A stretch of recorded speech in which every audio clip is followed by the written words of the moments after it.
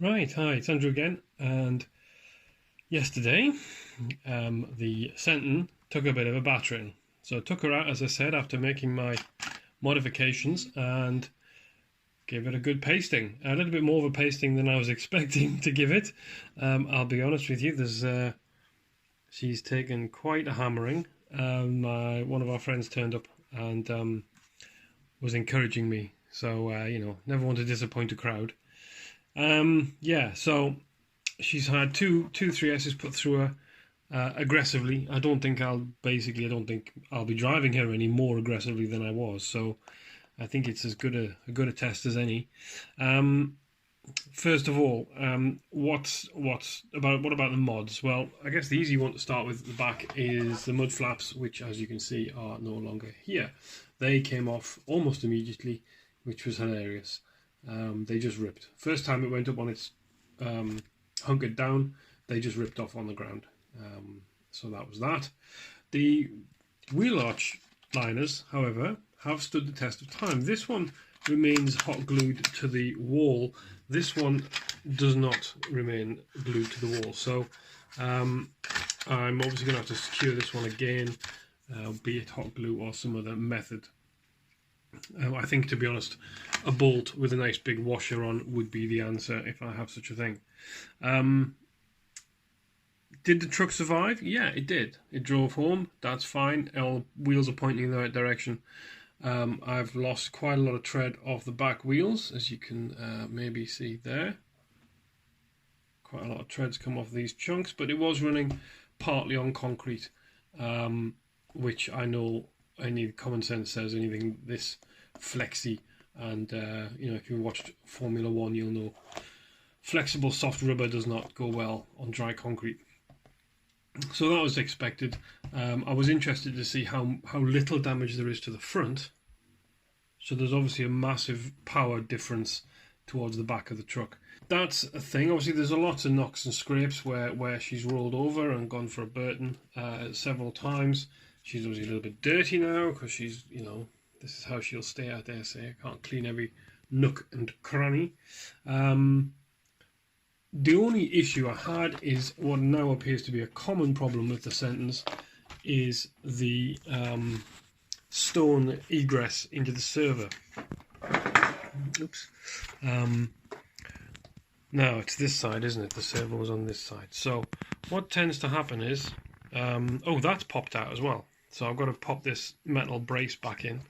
Oh, I should also say, on the subject of things popping out, the rear bumper assembly had undone itself, popped out. If I just turn this up on its side, this joint here, yeah, these two components, this one, come on camera, can you pick it up? Yeah, this one and that one over there had popped out, so it had landed badly and popped those out. So it just took this back bumper off, full screws, took this off, and then just opened them up and put them back again. Lots of scrapes and scratches on the plastic bottom. Remember, this is the BLX, not the 6S. So it's a plastic bottom to it. Not going to make any comment there. There's the servo. So what happens is stones are obviously flying through the car off the wheel and so on, and they're going through that hole there which is obviously where the servo linkage operates. See? So I can't block the hole up. Twice I had a stone wedged in there somewhere, and it basically stops the servo turning in one direction, whichever side it's wedged in. There is a big hole down here, and one of the stones, in fact both the stones, ended up wedging in here. I think what happens is this is here to stop, or to allow stones to come out. If they get stuck in there, they fall out of the gap.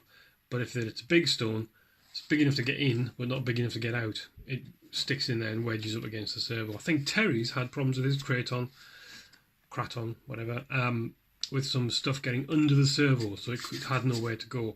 I don't know whether he's got a hole in his chassis either, so we're going to do some more research on all of that. But the servo was fine. The servo saver must have done its job.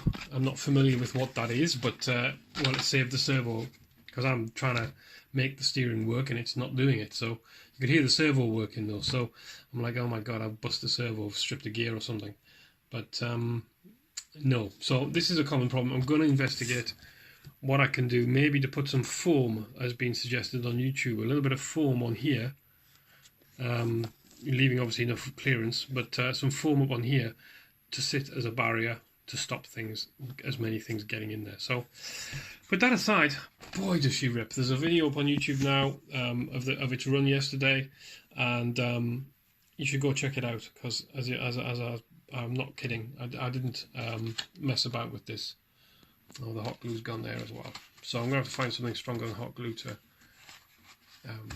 keep these arches from flapping about too much. Not that it matters greatly. You'll also see on that video that there is no view through here. So they have worked. I mean, obviously it's going quite quick, so it doesn't need to be a great job. But for the job it was needed for, yeah, definitely worked. So I'll have to do the back next.